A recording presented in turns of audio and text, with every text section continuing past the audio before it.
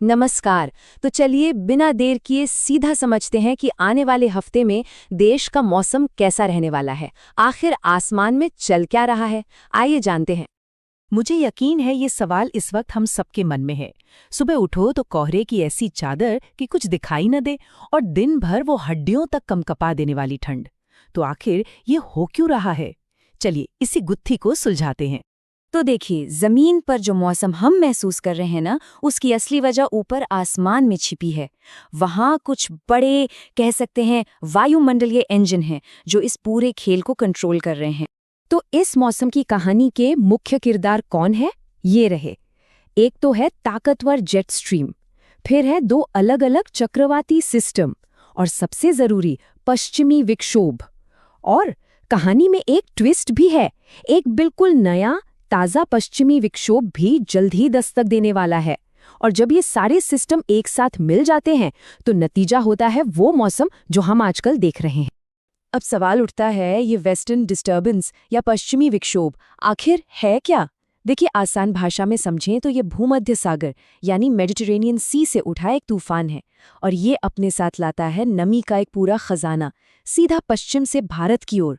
उत्तर भारत में जो सर्दियों की बारिश और बर्फबारी होती है ना, उसका सारा क्रेडिट इसी को जाता है।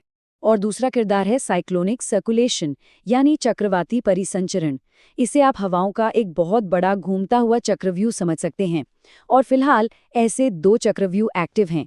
एक है दक्षिण में कोमोरिन एरिया के ऊपर, और दूसरा है उत्तर में हरियाणा के ऊपर। और ये दोनों ही अपने अपने इलाकों के मौसम को सीधे सीधे प्रभावित कर रहे हैं। और अब आता है कहानी में सबसे बड़ा ट्विस्ट।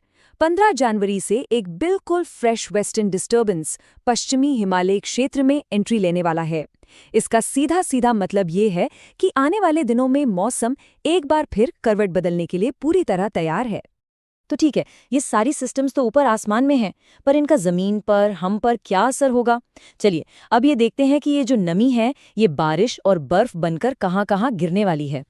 शुरुआत करते हैं दक्षिण भारत से। वो जो कोमोरिन एरिया के ऊपर साइक्लोनिक सर्कुलेशन बना हुआ है ना, उसी की वजह से 12 जनवरी को तमिलनाडु, पुडुचेरी और कराईकल में कुछ जगहों पर भारी बारिश का अनुमान है। अब चलिए उत्तर की तरफ चलते हैं।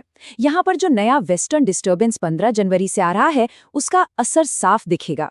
जम्मू कश्मीर, लद्दाख, हिमाचल प्रदेश और उत्तराखंड, इन सभी जगहों पर 15 से 18 जनवरी के बीच अच्छी खासी बारिश और बर्फबारी होने की उम्मीद है।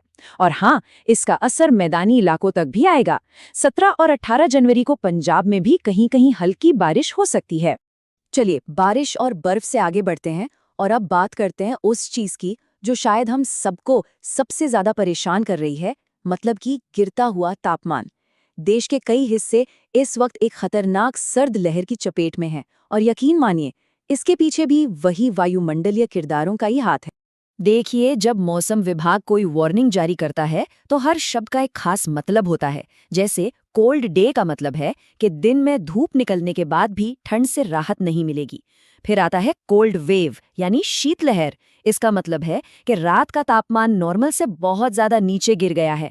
और तीसरा है ग्राउंड फ्रॉस्ट यानी पाला, जिसका मतलब है कि जमीन पर तापमान 0 डिग्री के आसपास पहुंच गया है। तो ठंड की गंभीरता का अंदाजा इसी बात से लगाइए कि पंजाब, हरियाणा, चंडीगढ़ और दिल्ली में 14 जनवरी तक सिवियर यानी कि गंभीर कोल्ड वेव की चेतावनी है। राजस्थान में भी 15 जनवरी तक यही हाल रहेगा। और यहाँ एक इंटरेस्टिंग बात यह है कि ये ठंडी हवाएं अब पूरब की तरफ बढ़ रही हैं। मतलब 13 से 16 जनवरी के बीच ओडिशा और झारखंड में भी कोल्ड वेव की स्थिति बन जाएगी। और इतना ही नहीं, पाले को लेकर भी एक खास चेतावनी जारी की गई है। 12 जनवरी को उत्तराखंड, पंजाब, हरियाणा, चंडीगढ़ और राजस्थान में पाला पड़ने की पूरी आशंका है। अब इसका मतलब ये होता है कि जमीन की सतह पर टेम्परेचर 0 या उससे भी नीचे जा सकता है, और ये बात किसानों और फसलों के लिए बहुत नुकसानदेह हो सकती है। अब आते हैं इस मौसम की तीसरी और शायद सबसे बड़ी कहानी पर, और वो है कोहरा। ये जो घने कोहरे की चादर हम देख रहे हैं, ये कोई अचानक बनी चीज नहीं है। इसके पीछे भी साइंस है। होता यह है कि वेस्टर्न डिस्टर्बेंस से जो नमी आती है, वो ठंडी हवाओं के कारण भारी होकर जमीन के पास ही फंस जाती है, और इसी से विजिबिलिटी लगभग 0 हो जाती है। खासकर पंजाब और हरियाणा की बात करें तो यहाँ कोहरे का एक लंबा स्पेल देखने को मिलेगा। 14 जनवरी तक तो बहुत घना कोहरा रहने का अनुमान है और उसके बाद भी 18 जनवरी तक घना कोहरा बना रहेगा। मतलब राहत की उम्मीद फिलहाल कम ही है। और ये मत सोचिए कि कोहरे की ये चादर सिर्फ पंजाब हरियाणा तक ही है, ये बहुत दूर तक फैली हुई है। पश्चिमी उत्तर प्रदेश में 19 तारीख तक घना कोहरा रहेगा। पूर्वी यूपी में तो 17 तारीख के बाद ये और भी घना हो जाएगा। और तो और इसका असर जम्मू, बिहार और नॉर्थ ईस्ट में असम और मेघालय तक देखने को मिलेगा। तो चलिए अब इस सारी जानकारी को फटाफट समेट लेते हैं और देखते हैं कि अलग-अलग इलाकों के लिए इस हफ्ते की सबसे बड़ी और खास बातें क्या हैं।